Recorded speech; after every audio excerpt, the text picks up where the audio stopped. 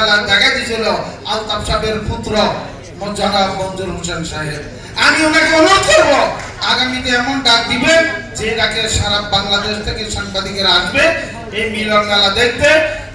আজকে মঞ্জুর সাহেবের দুই পুত্র নয়, লক্ষ লক্ষ পুত্র আমরা সবাই বাংলার জমিনে আছি। ইনশাআল্লাহ যতদিন বাঁচি থাকবো ততদিন পর্যন্ত ওনার গুণগান গেয়ে যাব, আমরা আমরণ পর্যন্ত চালিয়ে যাবো ইনশাআল্লাহ।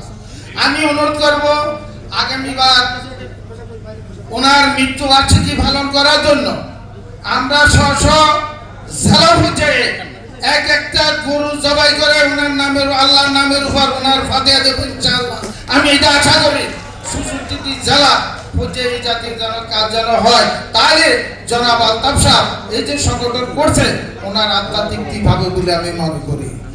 আর একটা জিনিস আমি বলি, আজকে জাতীয় সাংবাদিক সংস্থার হাল নড়ে চড়ে 42 বছর অতিক্রান্ত হওয়ার পরে 46তম পদার্পণ করতে যাচ্ছে।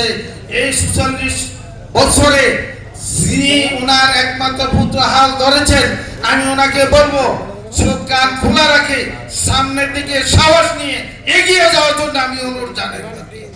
তাহলে আমাদের এই সংগঠনের সার্থকতা হবে বলে আমার বিশ্বাস। আর একটা কথা না বললে নয়, যে কথাটা দে জল বলি কেন রে কাঁদিস ওর বোকা ফাঁকি কে তোর দিবের জল এই মরুস্থল এইখানে সকলেই ফাঁকি। আসলে আমার কণ্ঠস্বরের কারণে আমি কথাটা বলতে পারি নাই, তারপরেও আমি বলতে চাচ্ছি এই যে আমরা সবাই বলে দে জল বলি কেন রে কাঁদিস ওর বোকা ফাঁকি, আমরা বলি সাংবাদিকের মারে আরেক সাংবাদিক তামাশা চায়, আরেক সাংবাদিক আরো বাতাস দেয়। কেন তো জানেন, একমাত্র সাংবাদিকের শত্রু সাংবাদিক আর দ্বিতীয় আর একজন নয়, নয় মাস্টার, নয় ডাক্তার, নয় ইঞ্জিনিয়ার, কেউ তাদের শত্রু নয়। সাংবাদিকের শত্রু নিজের ঘরে নিজেরই সাংবাদিক ভাইয়েরা। তো আমি আশা করব স্ব থানা স্ব জেলা পর্যায়ে নেতৃত্ব দিতে গেলে নেতার মতো নেতা হইতে হবে। আপনার কথার বাইরে কোন সাংবাদিক যেন উঠতে এবং বসতে না পারে সেরকম ব্যবস্থা যদি করতে পারেন, আর সাংবাদিকের পিছনে আরেক সাংবাদিক লাগবে না। একজন সাংবাদিক মারা গেছে, প্রকৃত দুর্ঘটনায় মারা গেছে, শত্রুর হাতে নির্মম প্রহারের কারণে মারা গেছে, কিন্তু আমরা বলি না তার নিজের স্বার্থ অর্জনের জন্য গেছে, সে মারা গেছে। এই কথাটা কি বলা ঠিক হবে?